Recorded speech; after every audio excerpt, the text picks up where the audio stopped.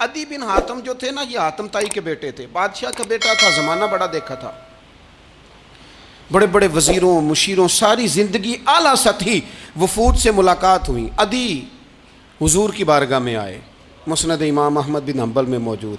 तो इस्लाम पर अभी गुर्बत का दौर था, चंद लोग मुसलमान हुए थे। नबी पाक अलैहिस्सलाम ने फरमाया अदी कलमा पढ़ लो। तो अदी कहने लगे मैं तो पहले ही एक दीन का मानने वाला हूँ। हुजूर फरमाने लगे जिस दीन के तुम मानने वाले हो उस दीन को मैं तुमसे ज़्यादा जानता हूँ।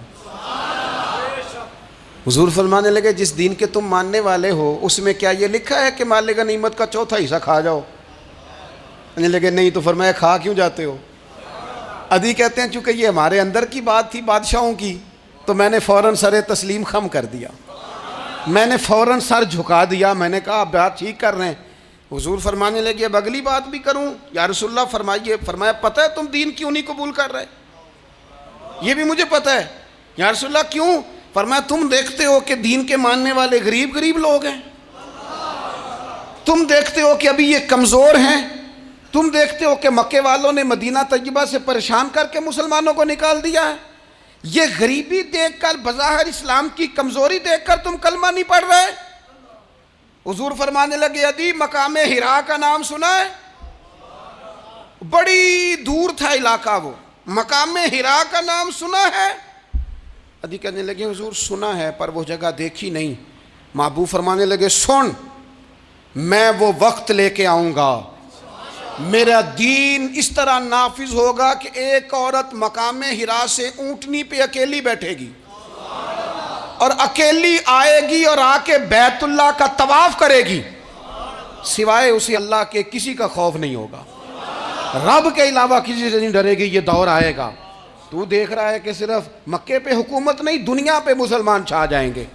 और हुजूर फरमाने लगे किसरा का नाम सुना है? कहा हुजूर वो तो बाजार इस वक्त बड़ा तगड़ा बादशाह है। फरमाया उसके इलाके भी फतह होंगे, वो ख़जाने मुसलमानों के पास आएंगे। और फरमाया तू तीसरी बात नबी पाक ने बयान की, फरमाया तू ये देख रहा है कि मुसलमानों में गुर्बत है? फरमाया आदि एक वक्त आएगा लोग देने के लिए निकलेंगे पर उन्हें लेने वाला कोई नहीं मिलेगा। एक वक्त आएगा लोग देने निकलेंगे लेने कोई नहीं आएगा। अदी कहते हैं कि मैं रसूल करीम का कलमा पढ़ के मुसलमान हो गया। अब फिर ज़्यादा दौर नहीं गुजरा, अदी रोया करते थे, हातम ताई के बेटे अदी रोया करते थे और रो के बताया करते थे लोगों वो जो हुजूर ने फरमाया था ना बीबी हिरा से चलेगी और तवाफ़ करेगी, वो बीबी मैंने अपनी आँखों से आती देखी। मैंने उस तन्हा औरत को हुजूर सैयद आलम की पेशन गोई के मुताबिक बैतुल्लाह का तवाफ़ करते देखा, उसे सिवाय अल्लाह के किसी का डर नहीं था। और अदी कहने लगे वो जो हुजूर ने फरमाया था ना कि किसरा के ख़जाने फ़तह होंगे, फरमाया वो जब फ़तह हो रही थी तो मैं खुद उस जंग में शरीक था, मुझे अल्लाह ने मौका दिया, मैं मुजाहिदों में शामिल था। और फरमाने लगे तीसरी पेशन गोई रह गई है, मुझे उम्मीद है वो भी पूरी होगी। हज़रत उमर बिन अब्दुल अजीज़ के ज़माने में आके वो दौर भी आया कि लोग ज़कात देने निकलते थे, लेने वाला कोई नहीं मिलता था। लोग किसी को गरीब समझ के सदका देने लगते थे, वो कहता था भाई ले जा, मैं तो रात खुद दे के आया हूँ। लोग देने निकलते थे, लेने वाला कोई नहीं। इस्लाम की फितरत में कुदरत ने लचक दी है, उतना ही ये उभरेगा जितना के दबा दोगे।